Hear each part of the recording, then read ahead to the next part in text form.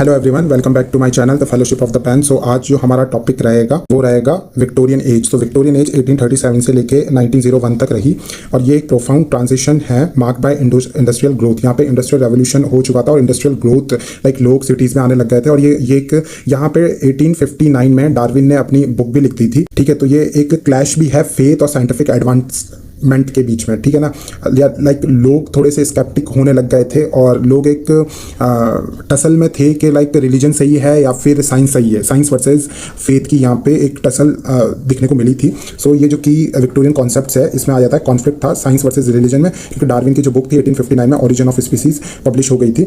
और जो the novel इसमें जो मेन जो नॉवेल्स है वो डोमिनेंट फॉर्म ऑफ लिटरेचर रही, जैसे डिकिन की, एलियट की और हार्डी की यहाँ पे नॉवेल्स बहुत ज़्यादा लिखी गई। पोइट्री भी यहाँ पे लिखी गई, लेकिन पोइट्री मॉरल पर्पस के पीछे लिखी गई, जैसे टेनिसन और ब्राउनिंग और आर्नोल्ड मेन राइटर्स थे। और यहाँ पे ड्रामेटिक मोनोलॉग का यूज़ हुआ। ठीक है, क्या यूज़ हुआ यहाँ पे? ड्रामेटिक मोनोलॉग का यहाँ बहुत ज़्यादा यूज़ हुआ, लिरिसिज्म का यूज़ हुआ और मॉरल पर्पस के लिए पोइट्रीज लिखी गई है। ठीक है, यहाँ सोशल रियलिज्म को दिखाया गया। लिटरेचर रिफ्लेक्टेड, लाइक पहले क्या होता था, जो ये वर्क्स होते थे पोइट्रीज या फिर नॉवेल्स, ये क्या करते थे, बहुत ज़्यादा मतलब एक फैंटेसी और या फिर एक मतलब सोसाइटी को बहुत अच्छी तरीके से दिखाते थे। वहीं ये जो और अपर क्लास ऑफ सोसाइटी को दिखाया जाता था, जैसे किंग की स्टोरी हो गई या फिर कोई बहुत अमीर आदमी है तो उसकी स्टोरी, ठीक है ना, नाइट की स्टोरी हो गई। पर यहाँ पे सोशल रियलिज्म में क्या हुआ, लाइफ, पॉवर्टी, स्ट्रगल, जो लो क्लास पीपल थे, लाइक जो गरीब थे, पुअर क्लास को, मिडिल क्लास को भी यहाँ दिखाया गया था और एग्जैक्टली दिखाया life, poverty, struggle of industrial class को यहाँ दिखाया गया। यहाँ पे pre Raphaelite brotherhood, art for art sake भी यहीं पे रहा और एस्थेटिक मूवमेंट भी इसका एक पार्ट है। ठीक है, तो हम क्वेश्चंस देख लेते हैं। Queen Victoria succeed to the throne after which monarch, तो किस मोनार्च के बाद में क्वीन विक्टोरिया थ्रोन पे आई? तो विलियम फोर्थ के बाद आई। तो आप याद रखना, विलियम फोर्थ के बाद में क्वीन विक्टोरिया 1837 के अंदर थ्रोन पे आई थी। ठीक है ना, उनके अंकल की डेथ थी किंग विलियम फोर की। ठीक है, second, the Victorian age is often called the age of compromise, because age of compromise क्यों कहते हैं इसे?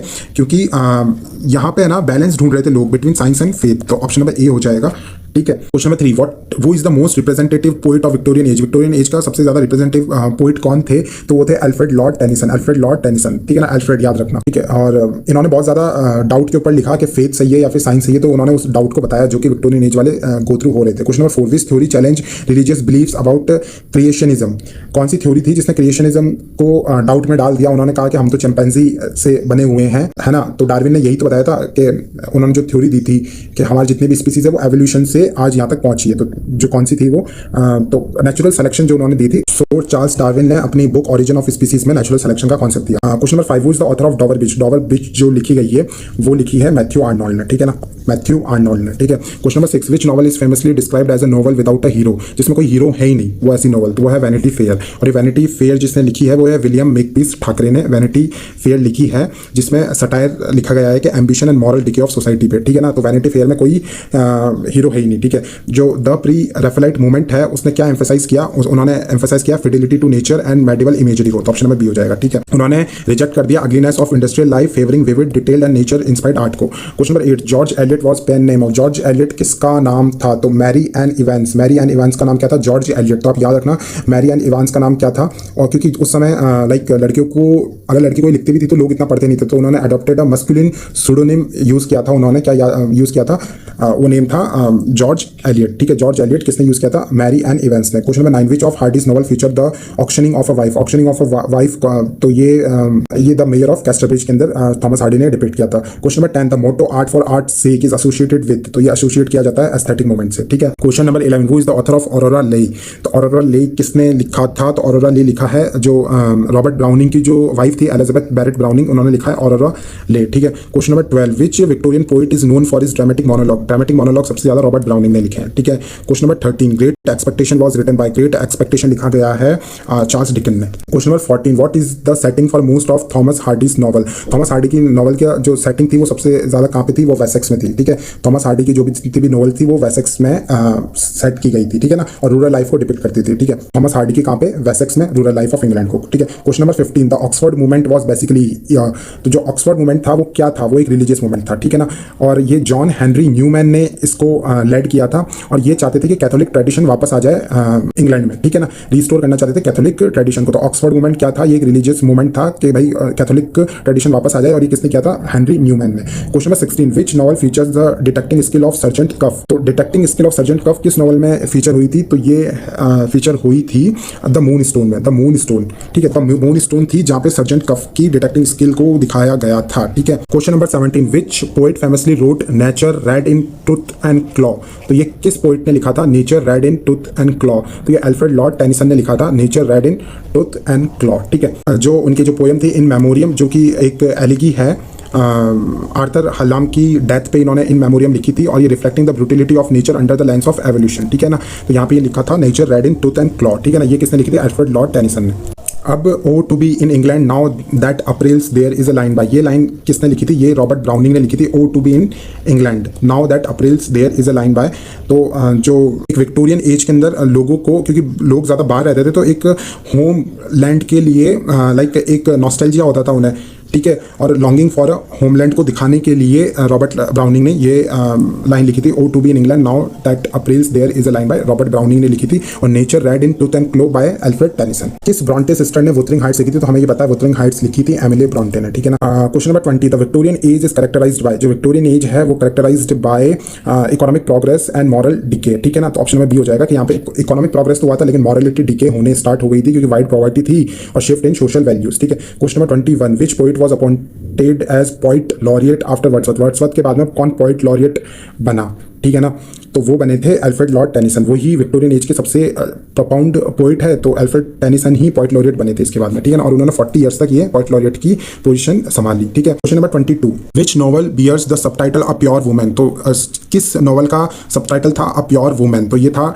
टेस ऑफ द अर्बर विलेज, ठीक है ना, टेस ऑफ द अर्बर विलेज। तो ये थॉमस हार्डी की कंट्रोवर्शियल पोएम थी, जिसमें मॉरल जजमेंट्स ऑन वुमेन को चैलेंज किया था, ठीक है ना। और जो ये किसने लिखी थी, ये लिखी थी थॉमस हार्डी ने लिखी थी, और नाम क्या था उस नॉवल का, टेस ऑफ द अर्बर विलेज, ठीक है। और इसका सबटाइटल क्या था, अ प्योर वुमेन, ठीक है, आप याद रखना। Question number 23, the great exhibition of 1851 showcased. तो जो ग्रेट एग्जीबिशन है 1851 का, उसने क्या दिखाया, तो उसने दिखाया इंडस्ट्रियल एडवांसमेंट को, ठीक है। ग्रेट एग्जीबिशन ऑफ 1851, याद रखना, Great exhibition of 1851। Question number 24, which Victorian poet wrote the Blessed Damozel. तो ब्लेस्ड डैमोजेल लिखी है डीजे रोजेटी, दांते रोजेटी ने, ठीक है। Question number 25, in memoriam was written by Tennyson to mourn. तो इन मेमोरियम, जैसे मैंने बताया था, आर्थर हेनरी हलाम की डेथ पे ये लिखी गई थी इन मेमोरियम, ठीक है। और ये किसने लिखी थी, अल्फ्रेड लॉर्ड टेनिसन, ठीक है। Question number 26, which Victorian essayist road on heroes hero worship, ठीक है। ये जो ऐसे है ऑन हीरोज हीरो वर्शिप, ये किसने लिखा था, ये थॉमस कार्लाइल ने लिखा था, आप याद रखना। ऑन हीरोज हीरो वर्शिप किसने लिखा था, थॉमस कार्लाइल ने लिखा था, ठीक है। Question number 27, the Victorian novel is best described as. जो विक्टोरियन नॉवेल्स होती है उसे हम बेस्ट डिस्क्राइब कैसे कर सकते हैं, ये रियलिस्टिक, हाँ ये रियलिस्टिक थी, ठीक है। फैंटेस्टिकल नहीं थी, लिरिकल नहीं थी, और शॉर्ट भी नहीं थी। तो it focused on complex social, psychological and domestic realities of middle class को दिखाती थी, और रियलिस्टिक थी, ठीक है। Question number 28, which author is known for condition of England novels. कौन सा ऑथर है जो कि जाना जाता था कंडीशन ऑफ इंग्लैंड नॉवेल्स के लिए, ठीक है ना। तो वो थे एलिजाबेथ गैस्केल, ठीक है। एलिजाबेथ गैस्केल थे, उन्हें क्या कहते थे, कंडीशन ऑफ इंग्लैंड, ठीक है। जो गैस्केल्स की north and south addresses the conflict between industrial masters and worker, ये दिखाते थे कि जो वर्कर थे उनके बीच में, और जो मास्टर थे उनके बीच में जो टसल होती थी, उनके बीच में जो कॉन्फ्लिक्ट था, उसको कौन दिखाते थे, एलिजाबेथ गैस्केल दिखाते थे, कंडीशन ऑफ इंग्लैंड कहा जाता था उनको। Question number 29, modernist movements like aestheticism वर ए रिएक्शन अगेंस्ट। जो ये एस्थेटिसिज्म है, ये किसके अगेंस्ट आए थे, ये तो ये विक्टोरियन मॉरलिटी के अगेंस्ट आए थे, ठीक है ना। क्योंकि विक्टोरियन मॉरलिटी धीरे धीरे डिमिनिश हो रही थी, ठीक है, पर बहुत ज्यादा स्ट्रिक्ट थी सोसाइटी उस समय, तो उस स्ट्रिक्टनेस के अगेंस्ट आया था ये, ठीक है। Question number 30, which is not a defining characteristic of Victorian literature. Victorian literature का कौन सा डिफाइनिंग कैरेक्टरिस्टिक नहीं है इसमें से, फोकस ऑन मॉरलिटी। तो हाँ, फोकस ऑन मॉरलिटी तो करते ही थे, आइडियलिज्म दिखाते थे, स्ट्रीम ऑफ कॉन्शियसनेस आया था मॉडर्निज्म में, तो ये ऑप्शन करेक्ट हो जाएगा। और रियलिज्म को दिखाते थे, ये देखो, तो विक्टोरियन एज जो थी वो रियलिज्म को दिखाती थी, ठीक है, आइडियलिज्म को दिखाती थी, और फोकस ऑन मॉरलिटी करती थी, ठीक है ना। मैंने आपको 30 क्वेश्चन करवा दिए हैं, और अगर आप अभी तक देख रहे हैं तो please subscribe my channel and like this video. आप मुझे कमेंट्स में बता सकते हैं कि अगली वीडियो आपको किस टॉपिक पे चाहिए। और ये जो मैंने क्वेश्चंस भी बनाए हैं, ये मैंने प्रीवियस ईयर जो आरपीएससी के एग्जाम जैसा आरपीएससी क्वेश्चंस पूछता है उसके बेसिस पे बनाए हैं। So hope you like this content, and इसमें से आपके क्वेश्चंस एग्जाम में फंसेंगे, ठीक है। Thank you so much, bye.